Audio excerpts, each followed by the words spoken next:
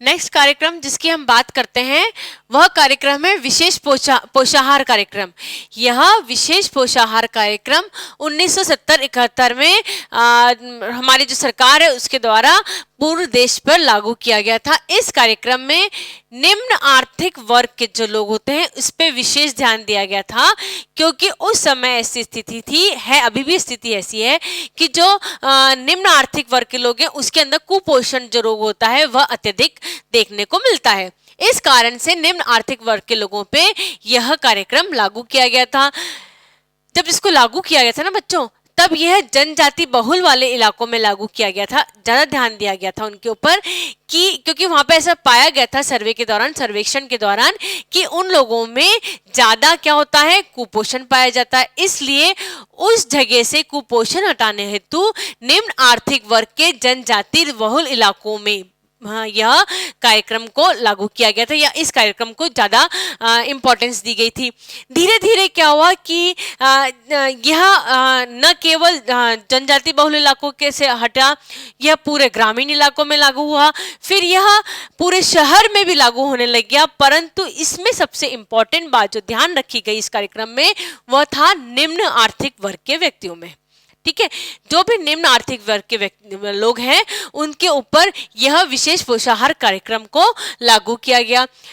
इसका targeted group कौन था? इसका टारगेटेड ग्रुप था 0 से 6 वर्ष तक के बच्चे। जो भी बच्चे 0 से 6 वर्ष तक के होते हैं, गर्भवती महिलाएं और धात्री महिलाएं। बच्चों, जितने भी कार्यक्रम हैं अभी आपने देखा कि इनमें बच्चों को, स्पेशली 5 साल तक के बच्चों को, धात्री महिला और जो गर्भवती महिला है उनको इम्पोर्टेंस दी जाती है। क्यों इम्पोर्टेंस दी जाती है? क्योंकि इन्हीं से, है ना, इन्हीं से इनकी एक तो मृत्यु दर ज्यादा होती है, तो मृत्यु दर हमें डिक्रीज करनी है, और यही हमारे समाज की, हमारे राष्ट्र की धुरी होते हैं। अगर इनका, महिला का और बच्चों का पोषण रहेगा सही, तब बच्चे जो होंगे वो बड़ों के युवा बच्चे बनेंगे, स्वस्थ युवा बनेंगे। स्वस्थ युवा यानी स्वस्थ देश, स्वस्थ महिला यानी स्वस्थ देश। इस कारण से इनके पर ज्यादा इंपॉर्टेंस दी गई है।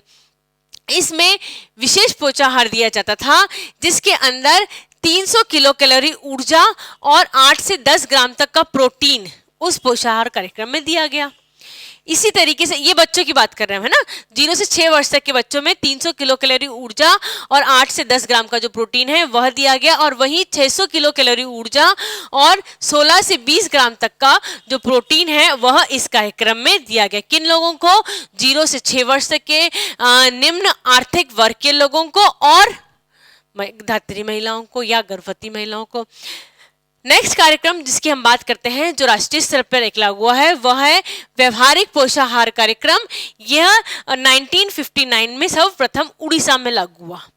ठीक है, सर्वप्रथम केवल एक राज्य ने लागू किया, उड़ीसा ने लागू किया। उसके पश्चात इस कार्यक्रम को पूरे देश ने लागू करवाया गया, यानी पूरा राष्ट्रीय स्तर पर यह कार्यक्रम लागू हुआ। इसमें क्या है था, हमें यह देखना था कि जो हमारे देश का जो ग्रामीण वर्ग है, यानी हमारी सभ्यता संस्कृति कहाँ बसती है? ग्रामीणों में बसती है। अब इस ग्रामीणों को, इन ग्रामीणों का जो पोषाहार का स्तर है उसको ऊंचा उठाना। उनका पोषाहार का स्तर जनरली अभी भी कम होता है, उनमें कुपोषण की जो मात्रा होती है, कुपोषण का जो रेट होता है वह ज्यादा होता है। तो कुपोषण का जो स्तर होता है उसको कम करने के लिए हमें यह करना होता है कि जो ग्रामीण वर्ग होता है उनका जो पोषाहार का स्तर होता है उसको ऊंचा करना। ठीक है, इसके लिए क्या करा सरकार ने? वो केवल जो अनाज, दाल, इनके ऊपर डिपेंड रहते हैं and they are very happy. सरकार ने इनको बताया, आप अपने जो भोजन में आपके जो दैनिक आहार होता है उसके अंदर फल, दूध, मछली, अंडा, अनाज, इन सबको लिया जाए। आप एक ही फूड स्टफ मत ले, है ना। वो क्या करते हैं? फल उगाते हैं, सब्जियां उगाते हैं और उनको सेल आउट कर देते हैं। वो खुद के लिए यूज नहीं करते हैं, खुद के लिए मोटा अनाज, मोटा कपड़ा यूज करते हैं। अब उन्हें ये बताना बहुत ही इंपॉर्टेंट था कि आप अपनी जो फल हैं, जो सब्जियां हैं, उनका उपयोग भी स्वयं के लिए करें। यह जो फल और सब्जियां हैं, यह जो मांस है, मछली है, अंडे हैं, यह आपके लिए भी फायदेमंद होते हैं। इन्हें आप अपने दैनिक आहार में प्रयोग करें। इसके बारे में जानकारी देना। कुपोषण हो जाता है इससे, उससे मृत्यु दर इंक्रीज हो जाती है, इसके बारे में संपूर्ण जानकारी देने का काम किसका था? इसका था व्यवहारिक पोषाहार कार्यक्रम में।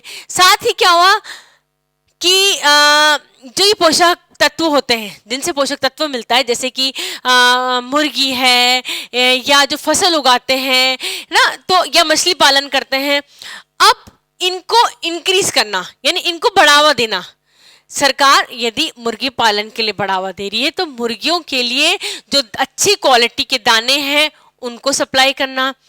मछली अगर पालन हो रहा है पर्टिकुलर क्षेत्र में तो मछली पालन के लिए किस तरीके से सहयोग सरकार कर सकती है, क्या मछली की क्वालिटी को इंक्रीज करने के लिए, मछलियों के दाने अच्छे बनाने के लिए, फूड देने के लिए, या जो फल फ्रूट उग रहे होते हैं उन फल फ्रूट में जो बीज आते हैं वह बीज अच्छी क्वालिटी का हो। सरकार की तरफ से क्या मदद की जा सकती है जिससे जो भी खाद्य पदार्थ बनाए जा रहे हैं उन खाद्य पदार्थों का उत्पादन अच्छा हो। यह सभी कार्यक्रम भी किसके द्वारा चलाया जाता है? व्यवहारिक पोषण कार्यक्रम में चलाए जाते हैं, जो कि अब एक राष्ट्रीय स्तर पर हो गया था। पहले कहाँ लागू हुआ? सबसे पहले उड़ीसा में, केवल ग्रामीणों के ऊपर लागू हुआ। फिर ग्रामीणों को बताया गया कि आप इस तरीके से पोषक तत्व लीजिए, और वो कहते हैं हम पोषक तत्व हम कहाँ से ले, हमें तो सेल आउट करने, तो ठीक है हम पोषक तत्व को, खाद्य जो पदार्थ आप बना रहे हैं उसकी क्वालिटी को इंक्रीज कर देते हैं, क्वांटिटी को इंक्रीज कर देते हैं। क्वालिटी और क्वांटिटी को इंक्रीज करने के लिए जो भी फल चाहिए, बीज चाहिए, दाने चाहिए मुर्गियों के लिए, उन सभी चीजों के लिए यह सप्लाई करने का काम, उनको समझाने का काम, इजीली फसल ज्यादा उग सके, नई टेक्नोलॉजीज दे सके, ये सभी कार्यक्रम व्यवहारिक पोषाहार कार्यक्रम के तहत चलते हैं। ठीक है, नेक्स्ट जिसके बारे में आपने बहुत सुन रखा होगा वह है स्कूल मध्यांतर भोजन कार्यक्रम, मिड डे मील प्रोग्राम। यह 1961 में लागू हुआ था। इसके तहत ये किया गया था, इसकी इसका लागू करने के पीछे बहुत सारी मंशाएं थी सरकार की। सरकार ये चाहती है कि बच्चे जो हैं वह स्कूल में पढ़े।